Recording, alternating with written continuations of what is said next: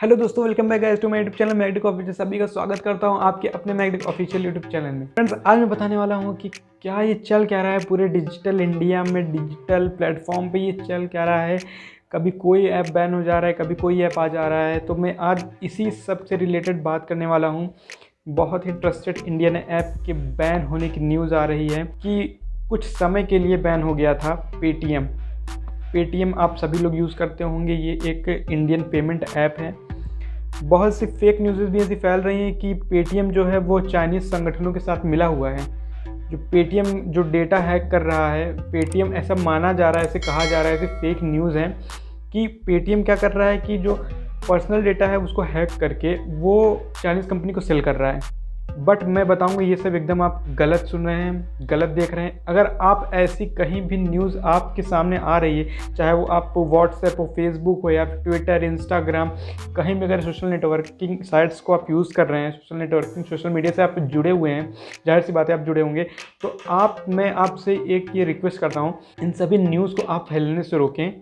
ये हमारे क्या कर रहे हैं, ये डिजिटल इंडिया को, डिजिटल प्लेटफॉर्म को ये वॉयलेट करते हैं। सारे फेक न्यूज़ेज़ हैं, ये सब एक मिथ्स हैं। इन सभी से पेटीएम का कोई लेना देना नहीं है। मैं बताऊंगा आपको सच क्या है। फ्रेंड्स, पेटीएम बैन हुआ था, मैं मानता हूँ वो टेम्परेरी अनअवेलेबल हुआ था गूगल प्ले स्टोर से, कुछ घंटों के लिए बस टेम्परेरी अनअवेलेबल हुआ था। क्यों हुआ था? क्योंकि जो पेटीएम ऐप है वो क्या कर रहा था, वो थर्ड पार्टी ऐप्स को, जैसे कि स्पोर्ट्स गैम्बलिंग ऐप्स होते हैं, कसिनोज ऐप होते हैं, ऑनलाइन आजकल बहुत से कसिनो ऐप चल गए हैं, बहुत से ऐसे कार्ड्स गेम चल गए हैं जिसमें आप पैसा लगा सकते हैं और पैसा अर्न कर सकते हैं।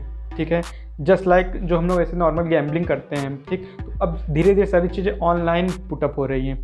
तो उसी से उस ऐप्स को पेटीएम क्या कर रहा था, प्रमोट कर रहा था। ठीक है, उन ऐप्स को, थर्ड पार्टी ऐप्स को, जो भी थे गैम्बलिंग ऐप्स, स्पोर्ट्स कसिनोज, जो भी ऐसे गेम्स थी जो प्रमोट कर रही थी, इलीगल पॉलिसीज़ थी उनकी कुछ, तो वो क्या कर रहा था, पेटीएम उनके एड्स को प्रमोट कर रहा था। तो उससे क्या हुआ कि जो गूगल की पॉलिसीज़ हैं वो वायलेट हुई। गूगल प्ले स्टोर की अपनी पॉलिसीज़ हैं कि इस तरह की ऐप्स जो भी पैसे का लेन देन करती हैं, ठीक है, अनऑथराइज्ड है। ठीक है, ये थोड़ा सा उन लोग की पॉलिसीज़ है। आप गूगल पे जाके सर्च कर सकते हैं, गूगल के टर्म्स एंड कंडीशंस, इससे रिलेटेड आपको सब पता चल जाएगा।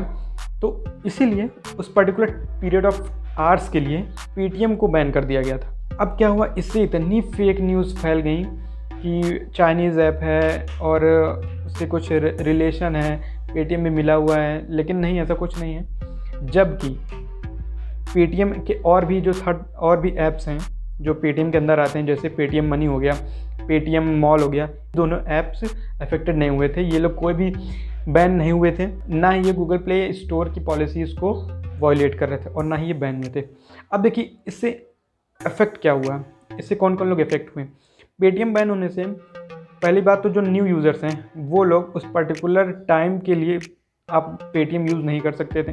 ठीक है, मैं न्यू यूज़र की बात कर रहा हूँ, जो पहले उस ऐप को यूज़ कर रहे थे, उनके एंड्रॉयड फ़ोन में वो ऐप मौजूद था, उनसे कोई रिलेशन नहीं था, वो लोग अब भी अपने पेटीएम को यूज़ कर पा रहे थे।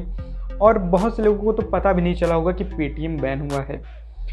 किसको किसको पता चला, जैसे कि मेरे पास फ़ोन है एंड्रॉयड और मैं चाह रहा था पेटीएम इंस्टॉल करना दोबारा, तो उन लोगों के लिए दिक्कत थी, क्योंकि उस टाइम पे पेटीएम अनअवेलेबल हो गया था गूगल प्ले स्टोर से, और ना ही जो पिछले यूज़र्स थे वो अपडेट्स नहीं कर सकते थे पेटीएम पे। ठीक, जैसे उनका कोई अपडेट आया है वो अपडेट करना चाहते तो वो सब कुछ नहीं कर सकते थे। बाकी और कोई भी चीज़ नहीं थी। पेटीएम ने थोड़ी देर बाद, कुछ घंटों के बाद, अपने उन सभी जो भी एड्स को प्रमोट कर रही थी, जो भी ऐसे बिडिंग ऐप्स को प्रमोट कर रही थी, उन सभी ऐप्स को बैन कर दिया, उन सभी ऐप्स को डिलीट कर दिया और वापस से Google play store Paytm app को वापस से गूगल प्ले पे आ गया। रिक्वेस्ट करता हूँ सभी से कि आप भारत के नागरिक होने के कारण ऐसी फेक न्यूज़ को मत फैलाएं। ये सब भी हमारे उन्हीं लोगों का एक हिस्सा होता है, उन लोग का ये पार्ट होता है कि ऐसे फेक न्यूज़ को फैलाया गया। ठीक है, तो आप एक अच्छे सिटीज़न बनिए और ऐसे फेक न्यूज़ को मत फैलाइए। अब मैं बात करूंगा दोस्तों दो ऐसे ऐप्स की जो कि फ़ॉरेन में बैन होने वाले हैं। जैसे कि फ़ॉरेन की बात करूँ, यूनाइटेड स्टेट में बैन होने वाले हैं। वो ऐप हैं वीचैट पहला ऐप है और दूसरा ऐप है टिकटॉक। जी हाँ, टिकटॉक का बहुत ही अच्छा क्रेज़ था। वो अभी जैसे हम लोग टिकटॉक को जानते हैं इंडिया से बैन हो चुका है टोटली। अब क्या हो रहा है कि ये टिकटॉक यूएस में भी बैन होने वाला है। टिकटॉक को ऑफिशियली 12 नवंबर तक की डेडलाइन मिली है यूएस प्रेसिडेंट द्वारा, डोनाल्ड ट्रंप ने 12 नवंबर को तक का टाइम दिया है उसको बैन होने के लिए। ठीक है, उससे पहले क्या करेंगे वो जितनी भी यूएस की कंपनीज़ हैं टिकटॉक से जो टाई अप हैं वो सब अपने सारे रिश्ते नाते तोड़ देंगे 12 नवंबर तक।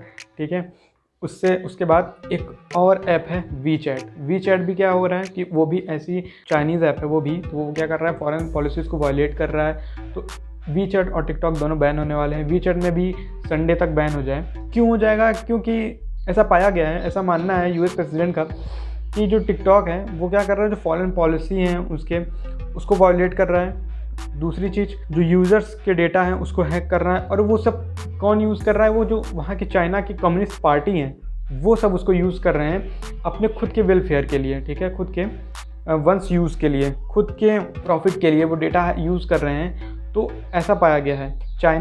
यूएस प्रेसिडेंट ने Chinese app TikTok and WeChat को बैन करने का फैसला लिया है। दोस्तों, ये थी आज की कहानी सचिन पांडे की ज़ुबानी। मैं आशा करता हूँ आपको ये सब चीज़ समझ में आया होगा। ये जो टोटल स्कैम चल रहा है, फेक न्यूज़ चल रही हैं, इनसे आप बचिए और खुद को और भारत अपने देश को सुरक्षित रखिए। मिलते हैं आपसे अगली वीडियो में। अगर आपने अभी तक इस वीडियो को लाइक शेयर नहीं किया तो लाइक और शेयर कर दीजिए और फेक न्यूज़ फैलने से रोकिए। तो फिलहाल दोस्तों इस वीडियो के लिए इतना ही। मिलता हूँ मैं आपसे अगली वीडियो में, तब तक के लिए बने रहिए हमारे साथ। जय हिंद, वंदे मातरम।